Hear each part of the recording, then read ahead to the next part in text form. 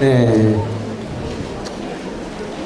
제가 대상이 주로 이제 예비 중1, 그 다음에 중학교 1학년, 그 다음에 초등부를 자녀 이제 가지고 계시는 학부모님들을 대상으로 하다 보니 과연 이걸 해야 되나 이런 생각도 많이 들었습니다. 근데 이제 어머님들이 대학 때문에 이제 고민들을 조금씩 하실 것 같아서 제가 이제 말씀을 드리도록 하겠고요. 간략하게 브리핑 정도로 이제 하도록 하겠습니다. 제가 왜 상계대학 쪽만 말씀을 드리냐면, 고등부 재학생들을 가지시는 학부모님들 대상으로 하면 사실 이게 문제가 아니고, 성산이나 아니면 중경외시 쪽을 사실 많이 다뤄야 되거든요. 근데 이제 지금 어머니들 눈에는 스카이 빼고 의대 빼고 학교로 보이시겠어요? 학교도 아닌 것 같이 보일 테니까. 일단은 스카이를 먼저 생각을 하시고, 그 다음에 이제 조금씩 학년이 높아질수록 조금 마음을 비우시게 돼요. 그때 돼서 이제 제가 다시 이렇게 또 말씀을 드리도록 하겠습니다. 우리나라 모든 입시의 표본은 서울대학입니다. 뭐니 해도 서울대학이고요. 그 서울대학을 본따서 연대고대가 만들고요. 근데 연대고대를 피해서 성산이 어떻게 하면 우수한 학생들을 잡아올 수 있을까? 이렇게 전형을 짜게 됩니다. 그래서 연대하고 고대하고 대응하는 방식이 좀 틀린데요. 연대는 서울대 그대로 따라하는 걸 좀 싫어해요. 연대는 자존심이 좀 강한 편입니다. 그래서 연대의 모토는 뭐냐면 우리가 서울대에 뒤질 게 뭐 있냐 이렇게 생각하는 게 강해요. 실제로는 그렇지 않은데 연대는 의대생들도 그렇게 생각하고요. 연대 경영학과 학생들도 그렇게 생각해요. 근데 고대는 좀 틀립니다. 고대는 겉으로는 어떻게 표현하는지 몰라도 속내는 확실하게 얘기를 해요. 우리는 서울대를 쫓아가자 이런 식이에요. 그래서 서울대 추종파가 고대입니다. 서울대 추종파가 성대예요. 서강대는 연대 비슷하게 갑니다. 그래서 대학마다 이게 컬러가 있어요. 그래서 우리 학생이 연대를 좋아하고 고대를 좋아하고 여기에 따라서 사실 입시 대비가 약간씩은 틀립니다. 근데 컨트롤은 거의 대동소이해요. 컨트롤은 어디를 쫓아가냐면 이 서울대를 쫓아갑니다. 서울대는 전형이 보시면 알겠지만 굉장히 단순해요. 지역 균형 선발이 있고 학생부 종합 일반 전형이 있고 그리고 수능으로 딱 3가지가 되어 있습니다. 어머님들이 제일 좋아하시는 폼이에요. 제가 보기에는 사실은 모든 대학이 이걸 써야 됩니다. 학생부 교과, 학생부 종합, 정시 이렇게 가야 정상이에요. 그럼 어머님들이 지금처럼 입시에 대해서 고민을 하실 필요가 없어요. 그러면 왜 지금 갑자기 연대 고대로 쭉 내려가니까 막 나눠지잖아요. 이게 왜 그러냐면 서울대를 그냥 쫓아가기 싫은 거예요. 그래서 자기만의 뭔가를 칼날을 내보이고 싶으니까 이걸 막 쪼개게 돼요. 근데 컨트롤은 결국은 서울대에 수렴합니다. 이 보라색 칠을 한 게 학생부 종합이거든요. 서울대는 이게 그냥 일반 이걸로 딱 끝나요. 특기자도 없고 논술도 없어요. 딱 저걸로 끝나거든요. 근데 여기 연대만 내려오니까 어떻게 되냐면 학생부 교과는 면접형으로 불리고 학생부 종합은 활동부수라는 게 있고 국지형이라는 게 있고 기회균형이 있고 그 다음에 특기자라는 게 별도로 있고 논술도 있고 정시가 있어요. 그대로 가니까 어떻게 되냐면 학교 추천 1이라는 게 학생부 교과고요. 학생부 종합이라는 게 학교 추천 2, 일반 전형, 특기자 이렇게 나눠진다는 거예요. 그럼 이게 무슨 소리냐면 서울대는 학생부 종합이라는 이 일반 전형에서 학생부 종합의 모든 평가가 다 이루어지는 반면에 다른 학교들은 활동우수, 그 다음에 특기자, 국제형 여기에 따라서 다 기준점이 틀리다는 얘기예요. 그 다음에 고대 같은 경우는 학생부 종합이라고 이렇게 다 볼 수는 있지만 실제적으로는 학교 추천 2가 틀리고 일반 전형이 틀리고 특기자가 또 틀리다는 얘기예요. 그래서 어머님들이 어려워하시는 게 뭐냐면 차라리 서울대식으로 이렇게 가버리면 우리는 서울대 직유는 아니면 그냥 학생부 종합으로 가잖아요. 그 다음에 서울대에서 규정해 놓은 게 뭐냐면 전형 간의 복수 지원을 허용을 안 해요. 학생부 직유를 쓰고 학생부 종합 일반을 못 들어가요. 그러니까 2개 중에 하나를 선택을 하게 되어 있습니다. 얼마나 간단해요. 내가 내신이 좋으면 학생부 직윤으로 이제 추천장을 받으니까 가는 거고 추천장을 받는다는 것은 내가 이공계열, 그 다음에 인문계열에서 전교 1등 했다는 얘기거든요. 1등이 아니면 나는 추천을 못 받으니 어디로 가야 되냐면 학생부 종합으로 가고 싶으면 일반 전형으로 가야 돼요. 간단하게 떨어지는데 나머지 대학 가면 조금 복잡해진다. 그래서 보시면 서울대는 지금 제가 여기 보면 비곤안에 1단계, 2단계, 1단계, 2단계 이렇게 표시를 했죠. 1단계는 대체적으로 서류하고 교과고요. 2단계에서 면접 형태로 가거든요. 근데 서울대는 특이한 게 뭐냐면 1단계, 2단계 구분이 없어요. 1단계, 2단계 구분이 없어요. 서류하고 면접을 다 통틀어서 보는 거예요. 이걸 어떤 고등학교에서 차용을 했냐면 민사고예요. 민사고가 재작년까지 전형 통합이에요. 무슨 소리냐면 1단계, 2단계, 3단계 구분이 없고요. 학생부 내신하고 그 다음에 서류, 면접 다 총괄해서 이렇게 봤어요. 근데 하다 보니 이 흐름에 우리가 쫓아가지 못하겠다 그래서 작년부터 바꾼 게 1단계, 2단계 전형으로 바꿨어요. 민사고가 드디어. 서울대는 아직까지 통합 전형을 합니다. 여기서는 1단계 통과를 해야 돼요. 1단계가 뭐냐면 내신으로만 뽑는 게 면접형이고 연대 쪽은, 고대 쪽은 학생부 교과, 학교 추천 원으로 표시가 돼 있어요. 그럼 어머님들의 해당 사항은 사실은 올해 이 입학 전형이 상관이 없어요. 그죠? 우리 애가 지금 고3도 아닌데 이게 무슨 상관이 있겠어요? 앞으로 2년, 3년 후가 문제잖아요.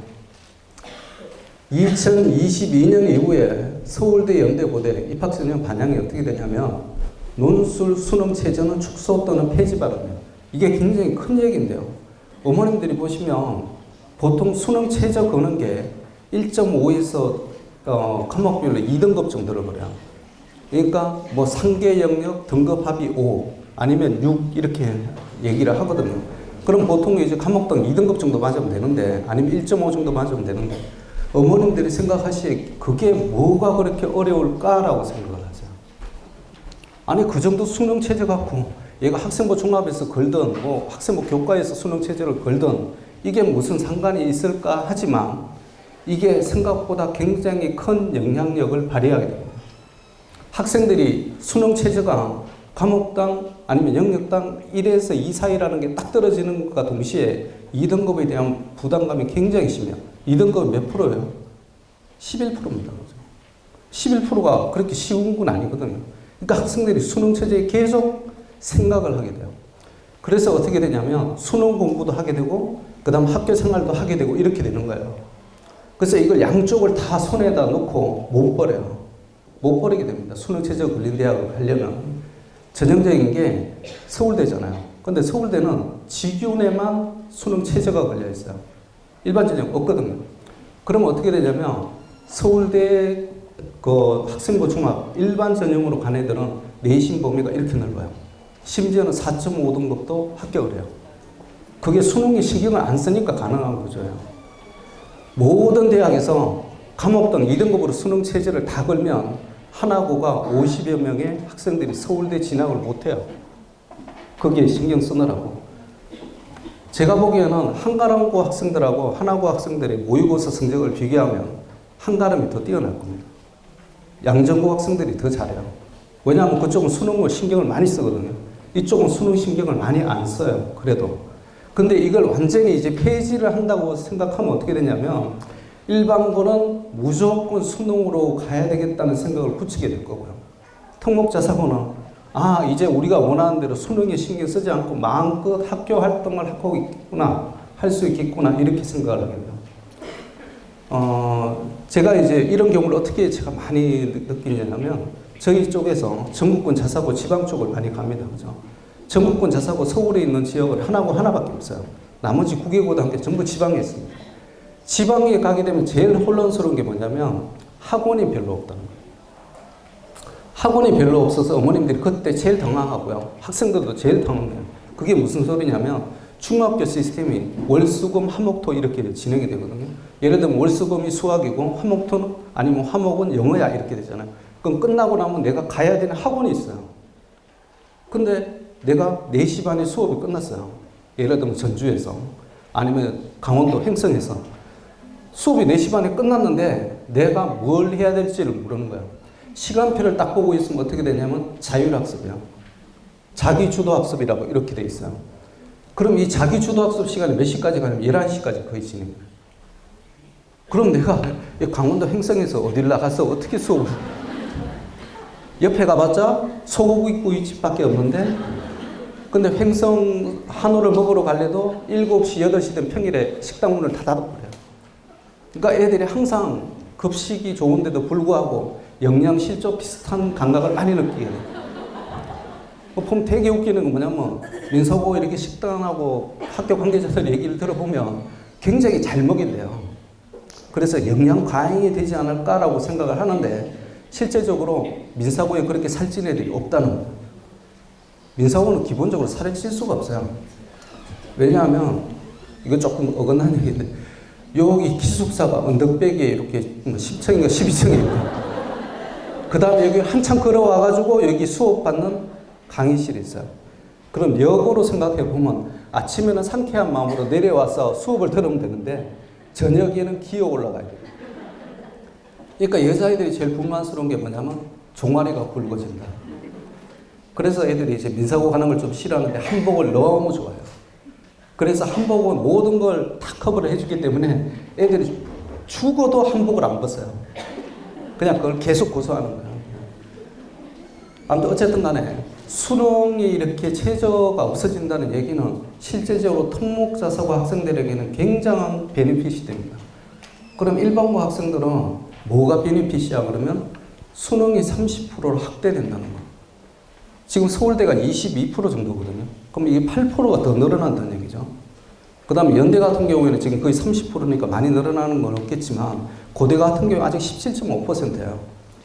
그래서 정부에서 이걸 30% 올리라 그러니까 고대에서 어떤 꼼수를 부르냐면 학생부 교과에 대한 전형을 늘리겠다는 쪽이에요. 그럼 이게 내신 전형이거든요. 내신 전형을 늘리는 대신에 교육부에서 보기에는 내신 전형이나 수능이나 일반고에 유리한 건 똑같다고 봐요. 그래서 둘 중에 하나를 확대를 시키면 더 이상 묻질 않아요. 그래서 고대에서 생각하는 거는 학생부 교과 전형, 학교장 추천 원투를 통합을 해서 30% 이상으로 확대를 시키려고 그래요. 뭐 어쨌든 간에 거기 일반고에서는 내신하고 수능이 유리하게 작용하니까 이제 그런 얘기가 나오는 거예요. 그 다음에 면접, 학생부 교과에 대한 세특 비중이 증대를 하게 되는데요. 2022년 이후에는 지금보다 더 많이 증대를 하게 되는데 그럼 여기서 우리가 2022년 이후에 입시를 치를 거니까 정부가 드라마틱하게 완전히 공산당 정부로 바뀌지 않는 한, 그 다음에 박근혜 씨가 풀려서 다시 오지 않는 한, 그래봤자 뭐 별 바뀌는 것도 없겠지만 제가 보기에는 틀은 크게 세 가지로 들어갑니다. 학생부 교과, 학생부 종합, 수능. 내가 유리한 게 어딜까를 생각을 하고 고등학교를 선택을 하시면 돼요. 어머님들이 우리 애는 내가 그냥 내버려둬도 혼자 잘 놀고 잘 돌아다녀. 그러면 지방에 떨어뜨려도 괜찮아요. 근데 얘가 뭐 금이야 오기야 그래서 내가 다 키운 거야. 대치동 엄마들이 그래서 지방에 자석으로 잘 안 보내려고 그래요. 왜냐면 손을 벗어나면 얘가 불안하잖아요. 얘가 공부를 하는지 마는지 거기에 대한 불안이 굉장히 심하게 올라가요. 내 눈에 안 보이니까. 지방에 이렇게 내버려 뒀는데 얘가 밖에 나가서 딴짓하면 어떡하지? 여기에 대한 그 불안감이 너무 심해져요. 제가 보기에는 그 불안감은 뭐 전교 1등 빼고는 다 가지고 있는 것 같아요. 그래서 뭐 며칠 전에도 뭐 자사고들 하시는 어머님들이 오셔가지고 우리가 공부를 너무 안 하는 것 같아요. 어떻게 보면 아실 수가 있는데 애가 너무 행복해하니까. 참 아이러니한 얘기인데 어머님들 생각하시 애가 너무 얼굴이 활짝 피고 막 주말 주일에 오는데 애가 너무 행복해하거든요. 그러면 이건 보나마나 공부 안 하는 거야 이거는. 공부를 하면 일단 얼굴이 막 이렇게 찌푸려 있어야 되고 막 고민에 휩싸여서 엄마 나 어떻게 하면 성적이 올라가야 되는지 잘 모르겠으면 고민을 한탄해야 되는데 엄마 거기 가니까 운동하는 것도 너무 재밌고 그 다음 식사도 너무 잘 나오고 선생님도 너무 잘해주고 그 다음 저녁에 애들하고 만나서 이것저것 하는데 이거 너무 재밌어 막 그런 거야. 그럼 엄마가 딱 첫 마디가 모의고사 성적표 좀 보자 이렇게. 지금 3월 모의고사를 봤거든요. 3월 모의고사 보면 전국권 자사고에는 다 1111이에요. 운이 없으면 하나 정도 임등급 나고 다 1111이에요. 왜? 그 3월에 모의고사는 중학교까지 시력이잖아요. 그러니까 그 당연히 111 안 찍는 게 이상한 거죠. 그래서 어머님들이 이제 전국권 자사고를 보내면 그런 고민을 하게 되고 그 다음에 이제 한가람이나 신목이나 여기 목동이나 강서를 보내게 되면 어떤 거냐면 우리 애가 다니는 학원이 진짜 괜찮은 학원일까 여기에 대한 고민이 많아져요. 그래서 학원을 수시로 옮겨야 되지 않을까? 어떤 학원에 전교 1등이 다니나 그걸 계속 해결해요. 근데 사실 전교 1등에 다니는 학원이 뭐 그렇게 큰 문제가 있겠어요? 그거 나하고 맞지도 않는데. 제가 오늘 이 자리에서 뭐 어머님들이 조금 있으면 한 12시 되면 런치로 가실 거예요. 그러면 그 전에 제가 미리 말씀드리고 싶은 건 뭐냐면 중상위권이라고 생각하는 분이 있잖아요. 25% 내외까지. 목동에서 보면 25% 내외까지. 목동 지역을 벗어나면 이게 10에서 15%까지거든요. 이 그룹이 사실은 제일 불안정한 그룹이에요. 지금 중학교에서 4% 안에 획 들어가 있잖아요. 1% 안에 획 들어가 있잖아요. 사실 얘들은 지가 알아서 하는 스타일이야. 그래서 얘들이 사실은 강서를 가나 양정을 가나 민사를 가나 외대를 가나 상산을 가나 지가 알아서 하는데 무슨 상관이 있겠어요? 대학 들어가는 것도 사실은 큰 차이가 없어요. 강서에서 서울대 가나 상산에서 서울대 가나 외대부고에서 의대를 가나 똑같아요. 제가 보기에는. 결과는 거의 크게 안 벗어나요. 근데 문제는 요 10에서 25% 사이는 환경에 따라서 애들 마음이 계속 바뀐다는 거예요. 그래서 이 그룹이 제일 위험한 그룹이에요. 그럼 이 그룹에서 만약 성적이 그대로 나온다면 한가람에서 내가 연대고대를 제끼고 성사한을 가고 싶다 그러면 3등급 초반 아니면 3등급 안에 들어가야 돼요. 기본적으로 학종을 하는 기본적인 원칙이 그 안에 들어가야 학종의 대상이 돼요. 23%까지입니다. 그러면 그래서 뭐 강서에서는 86만 관리를 해. 뭐 이런 얘기 하죠. 관리라는 게 딴 거 얘기나요? 학생부 관리거든요. 그 80명 숫자가 괜히 나온 게 아닙니다. 20% 주는 거거든요. 학종으로 갈 수 있는 거라고. 그래서 거기 안에 들어가려고 길을 쓰다 보니 과고 떨어지고 영재고 떨어진 애들이 이공계 쪽에서는 포진이 많이 되어 있는 거예요.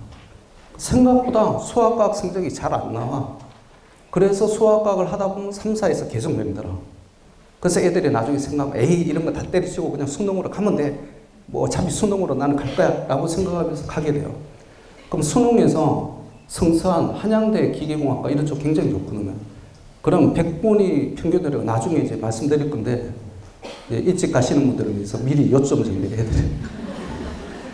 1에서 100분위 사이로 이렇게 수능 평균 점수를 쭉 봤을 때 한양대 공대 같은 경우에 95.5 정도가 나요. 그럼 95.5가 어떤 점수냐고요? 1등급을 계속 찍었을 때 영어를 빼고 그게 90.8이에요. 1등급을 찍었을 때 상계 영역의 평균 점수가 90.8입니다. 근데 한양대 기계공학과 평균이 95.8이에요. 그럼 5점의 갭이 생기잖아요. 그럼 이게 평균이니까 50%잖아요. 그럼 최하를 맞아야 되겠다. 최하까지 떨어뜨리면 91 정도 나와요. 운이 좋아서 한양대 공학과 가는 경우 1등급 4개 스트레이트로 다 찍었을 때요. 그 다음 내가 보통 안정성 있게 간다고 했을 때 평균을 보거든요. 그 평균 점수는 몇 점이냐면 95점이고 표준 점수로 말하면 1에서 4%까지가 1등급입니다. 2% 안에 들어가야 되는 거예요. 어머님들 지금 성서한 다 바라보고 계시죠? 그 중에서 좋은 쪽을 생각하고 계시죠? 그러면 수능이 평균 2% 안에 들어가요. 그래서 수능이 힘들다는 겁니다. 뭐 수능이 쉬운 것 같지만 수능 성적으로 들어가면 굉장히 어려운 쪽이에요. 저희 목동 쪽에 한 학생이 뭐 중경 외시 중에 하는 쪽에 어문학계열로 들어갔어요. 그랬더니 들어갔더니 그과 학생들하고 서로 막 이제 처음에 MT 가서 얘기를 막 하잖아요. 그래서 뭐 요즘 애들이 어떤 얘기를 하냐면 너는 무슨 전형으로 들어왔니를 물어요. 참 웃기더라고요. 예전에는 우리는 대학을 들어갔을 때 너는 어느 지역 출신이야 이걸 물었거든요. 너는 전라도에서 왔니? 넌 경상도에서 왔니? 뭐 이런 얘기를 너 뭐 서울 애들끼리 또 그러더라고. 너 힘은 나왔냐? 뭐 어디 나왔니? 뭐 그러더라고. 그 우리끼리는 그래요. 난 대구 출신인데 너 부산 나왔어? 뭐 이런 얘기를 하는데 요즘 애들은 너 학종이야? 나 수능인데? 뭐 이런 거. 그래서 걔가 가서 나 수능인데? 그랬더니 애들이 와. 그 어려운 수능을 뚫고 왔어. 야, 그 애들이 이구동성을 하는 말이 뭐냐면 중경외신데 그래요. 너 진짜 공부 잘했다. 야, 너 진짜 열심히 했다. 그것도 재수도 하지 않고 들어왔어. 아, 대단하다. 수능을 쉽게 생각하시면 안 된다는 말씀을 드리고 싶어요. 그 다음에 그 수능이라는 전형 자체가 우리가 아직 논술 서술형이 아니고 그냥 단답식으로 찍는 거잖아요. 영혼을 깔아먹어요. 영혼을 깔아먹는다니까요. 크리에이티비티를 말살시켜요. 제가 왜 이거 수능을 좀 안 좋아하냐면 수능이 만일 다른 나라처럼 서술형으로 된다면 저는 찬성해요. 수능 해야 된다고 생각합니다. 그러니까 쉽게 말씀드리면 옛날에 공고사 형태로 시험을 본다면 저는 그거 당연히 해야 된다고 생각해요. 근데 이건 오지선다를 찍는 거잖아요. 찍는 거는 필수적으로 들어야 되는 게 뭐냐면 훈련적인 요소예요. 유형에 적응하는 요소가 딱 들어가요. 그럼 유형에 적응을 하게 되면 우리나라가 토익 성적이 세계 16위가 나오는 거예요. 우리나라가 뭐 그렇게 잘한다고요? 세계 16위. 왜? 유형에 적응을 하려고 숱하게 노력을 하니까. 그 다음에 영재고 하는 학생들이 보통 IQ 130 이상이 70%예요. 근데 문제는 뭐냐면 IQ 119에서 130 사이가 30%가 있다는 거예요. 그게 뭐냐? 훈련으로 간다는 얘기야. 그럼 훈련으로 가서 걔네들이 그 높은 교육 과정을 딱 수강을 했을 때 만족도가 많이 올까라는 거예요. 내 능력은 미적이나 기하, 고등학교 심화 과정에서 딱 멈춰 있는데 선형대 수학을 배우고 그 위에까지를 가야 되는 거예요. 근데 거기까지 갔을 때 걔가 그걸 알아듣고 굉장히 만족해 하면서 대학 생활을 할 수 있을까? 왜? 영재고는 대학교 2학년, 3학년 과정까지 가니까. 쫓아가기는 하겠지만 걔가 진짜 흥미를 느끼고 재밌어 할까라는. 어머님들이 잘 한번 생각해 보셔야 돼요. 나는 이게 영재고 시험이나 과거 쪽의 면접 유형이 더 어려워져야 된다고 생각해요. 아예 손을 댈 수 없을 정도로 팍 어려워져 버려야 돼요. 그럼 우리가 손 뗄 수 있는 명분이 생기거든요. 근데 지금은 손을 뗄 수 없게 만들어요. 왜? 시키면 되니까. 시키면 서울대 연고대가 보장이 되고, 그 다음 서울대 연고대 뭐 기계공학이나 화학공학이나 이쪽으로 가면 무조건 삼성이나 LG나 구군이나 이쪽에 자리가 보장이 되니까. 그러면 고소득이 보장이 되고 내가 지금 있는 클래스에서 스테이 할 수 있으니까. 오늘 이낙연 국무총리가 그런 얘기를 했던데 저소득이 저교육을 양산하고 그래서 빈곤층과 잘 사는 층의 계층을 확대시킨다는 그 말씀이 딱 맞는 교육사회학적 발언이에요. 근데 지금 우리 어머님들이 제일 느끼시는 불안은 뭐냐면 내가 고소득인데 애가 저교육으로 떨어지면 어떡하나. 이게 사실은 제일 불안한 거예요. 그래서 그 불안 심리를 없앨 수 있는 방법이 뭘까라는 게 오늘 주제입니다. 어떻게 해야 될까? 아침부터 너무 좀 심한 말을 제가. 명덕외고 전공식, 이게 세특입니다. 어머님들이 이제 세특 그러시잖아요. 세특이 뭐야? 과목에 대한 평가하는 거예요. 그럼 예를 들면 명덕외고에서 이 과목이 있습니다. 선택 과목으로. 빅데이터 시대에서의 인문사회과학의 역할. 대학교 주제가죠. 이걸 수강을 할 수 있게 하는데 선택적으로 해요. 이런 과목들이 수십 개가 있는데 그 중에 하나입니다. 5시간 들었어요.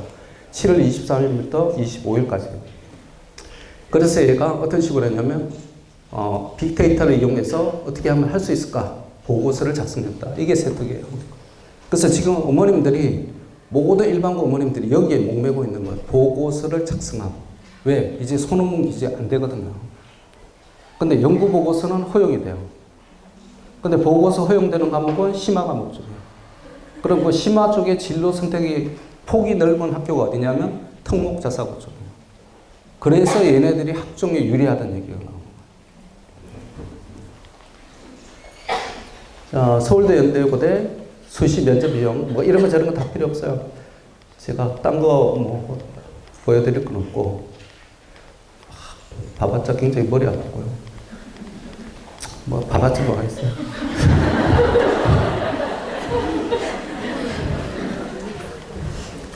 이거죠, 이거. 작년입니다. 그리고 올해 입학생들 대상으로 해서 서울대 일반 전형, 직윤이 아니고 일반 전형, 인문계열 면접문항이에요. 간호사 해나가 환자에게 키플링의 소설을 낭독해주는 모습을 지켜보던 요지는 뭐냐면 천천히 음미하면서 책을 읽어라. 그게 가의 지문이에요. 제가 왜 이 말씀을 드리냐면 지금 어머님들 연령층이 낮으니까 고등학교를 최근에 졸업하셨을 거예요. 대학도 최근에 졸업하셨을 거예요. 그래서 저보다 머리가 잘 돌아가실 거예요. 어머님들이 시험 친다는 기분으로 이걸 푸셔야 돼요. 이게 지필이 아니라 면접이고요. 논술이 아니라 심층 구술 면접이라는 거예요. 이게 인문계열 문제예요. 자, 죽은 사람 실현할 때마다 우등석에 돌아눕는다. 관객들이 웃는다면 그건 셰익스피어의 글 때문이 아니라 광대지 때문이다. 읽어봐야 되겠죠. 그러면 문제 1이 어떻게 되냐면 예술작품 또는 고전을 대하는 데 있어서 가와 나가 공통적으로 지향하는 바가 무엇인지 설명하고 그것이 가와 나 각각에서 어떻게 나타나는지 말하세요. 20분 드릴까요? 그래서 한 분씩 이렇게 지명해서 보통 20분 그 다음에 발표 10분 이렇게 되거든요. 그 다음에 문제 2번은 뭐냐, 나의 저자가 셰익스피어 희극을 무대에 올리려는 연극 연출가에게 조언을 한다면 어떤 조언을 해줄 것인지 말하고 그 다음에 자신의 독서 또는 예술 감상 경험을 토대로 이 조언에 대한 의견을 밝히세요. 이 유형의 문제를 제일 좋아하는 고등학교가 있어요. 실제 이런 유형의 질문을 합니다. 어느 고등학교? 인천 하늘고. 인천 하늘고 공통문학 나오거든요. 이런 유형의 문제를 너무 좋아해요. 왜냐하면 서울대에서 이렇게 나오는데 이게 학생들이 갖고 있는 심층적 사고를 그대로 다 드러내요. 이거는 메이크업을 아무리 해도 소용이 없어요. 아무리 학생부 자기소개서를 그럴듯하게 스펙을 다 만들어도 거기 가면 다 드러나는 거예요. 민낯이 쫙 드러나요. 옛날에 외대부고가 이런 식으로 해서 변별력이 굉장히 높은데 이제 개별문항으로 돌았어요. 근데 하늘고는 아직 이런 식으로 해요. 또 어느 학교가 하냐고요? 민사고. 그 두 개 학교 아직도 이런 식으로 진행을 합니다. 이렇게 본받으려는 학교가 또 있어요. 김천고, 그 다음에 현대청문고. 그렇게 가고자 노력을 많이 해요. 면접문항 한번 쭉 보실게요. 뭐 그것만 먼저 보실게요. 브런치 가시는 분들을 위해서. 연대 특기자 전형, 그 다음에 안 가시는 분들을 위해서 제가 앞으로 다시 돌아가서 다시 복습을 하도록 하겠습니다. 연대 특기자 전형이에요. 뭐 제가 발음이 안 좋기 때문에 제가 생략하겠습니다. 이런 것은. 내용은 몬스터가 된 자신을 발견했을 때 얘기예요. 자, 예문에서 제시된 내용 숙제는 이거 영어로도 나옵니다. 근데 대답은 우리말로 해요. 영어로 해도 관점은 없습니다. 화자를 처음 대면했을 때 몬스터가 느낀 감정을 몬스터 입장에서 설명을 해보세요. 그 다음 오늘의 현실 세계에서 몬스터가 느낀 감정을 공감할 수 있을 걸로 예상되는 대상을 제시하고 그 이유를 설명하세요. 이런 유형의 질문을 좋아하는 고등학교가 있어요. 하나고. 공통문항이 아니에요. 근데 자기소개서에 있는 걸 끄집어내서 이런 식으로 질문하는 걸 좋아해요. 제가 왜 서울대 연대고 지금 고대 하나 남았는데 왜 자꾸 보여드리냐면 고등학교는 필연적으로 이 상계대학에 포커스를 맞출 수밖에 없다는 거예요. 그럼 면접도 거기에 대충 근사하게 만들어야 돼요. 그래야 애들이 미리 조금 맛을 보고 들어올 수가 있잖아요. 그 다음 그쪽 유형에 제일 적응된 애들을 뽑아야 자기네들이 힘 안 들이고 그 상계대학을 보낼 수가 있는 거예요. 그럴듯한 말로 전부 다 표정을 많이 합니다. 모든 고등학교에서 어떤 표정을 하냐면 뭐 하나고 같은 경우는 채덕지라고 해요. 지가 제일 뒤에가 있어요. 근데 제가 보면은 뭐 채덕지고 지덕체고 간에 무조건 서울대 연고대가 제일 앞에 있는 거죠. 하나고 같은 경우는 서울대, 연대, 고대라는 게 채덕지로 포장이 되어 있는 거예요. 속마음 그대로 들어보면 하나고는 우리는 딴 학생 필요 없고 서울대 들어갈 수 있는 학생 뽑고 싶어. 딱 그거예요. 예를 들면 하나고에서 하나고 굉장히 시설 좋고 잘 돼 있죠. 시스템 잘 돼 있는데 하나고에서 서울대 연구대를 1년에 5명도 못 보내는 거예요. 신목이 7명 보내거든요. 하나고에서 5명도 서울대 연구대를 못 보내요. 그럼 어머님들이 하나고 보내고 싶으신가요? 그러면 하나은행 재단에서 하나고를 운영해야 되나 생각을 하면 운영해야 될까요? 이사회의 결론이 운영 안 합니다. 그거 왜 운영을 해요?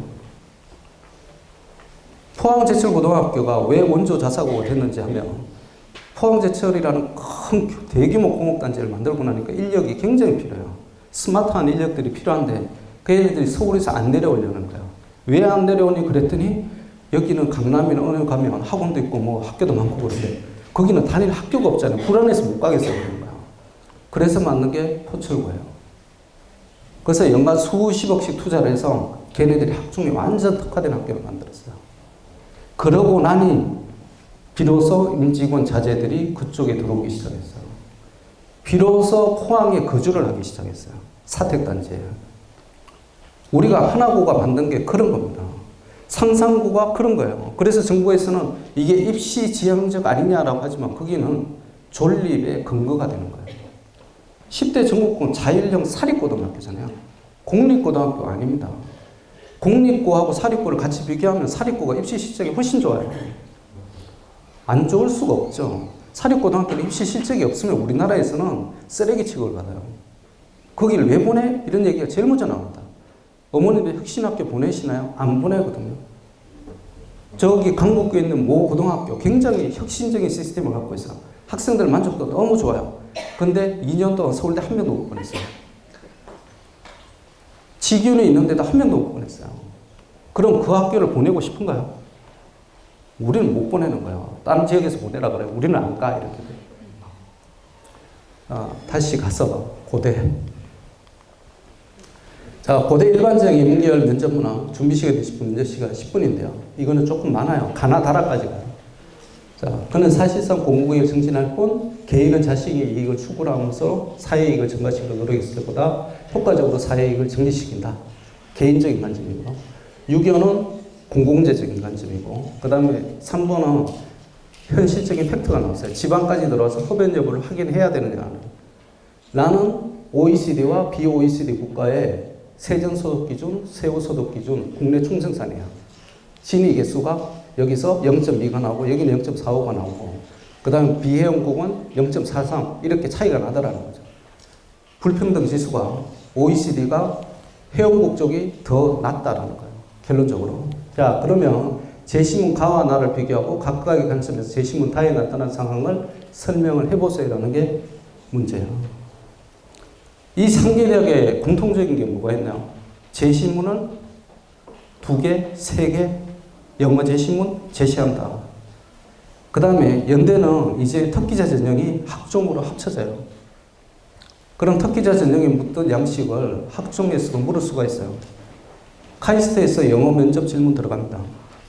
그래서 인문계열 쪽에서는 영어 면접에 대한 대비를 안 할 수가 없다. 그럼 그걸 어디서 알고 있냐면 고등학교에서 알고 있어요.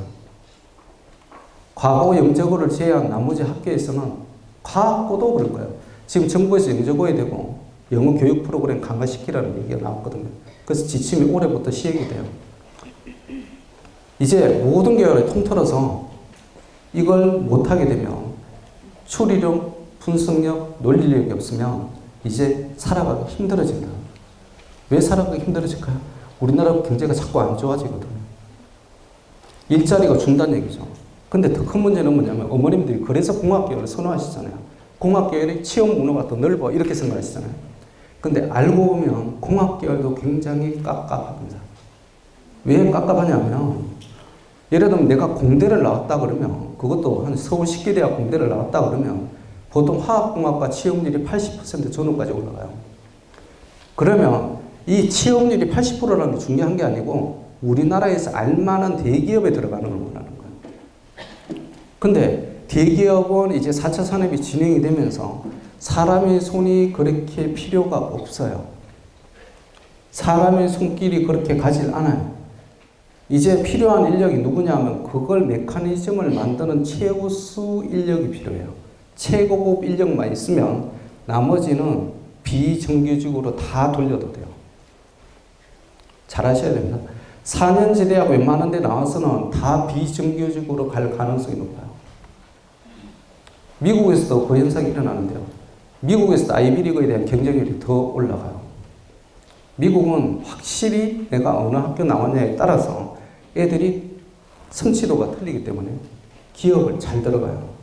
그래서 소득이 몇만 불씩 팍팍 차이가 나요. 우리나라는 그게 더 심화가 되는 거예요. 제가 말씀드리고자 하는 요지는 뭐냐면 이공계도 내가 진짜 생각해서 일반적으로 보는 기준으로 해서 최상위권 대학 나오지 않으면 취업은 되겠지만 비정규직일 가능성이 높고 비정규직이 아니면 일반적으로 말하는 중소기업에 갈 확률이 굉장히 많아진다.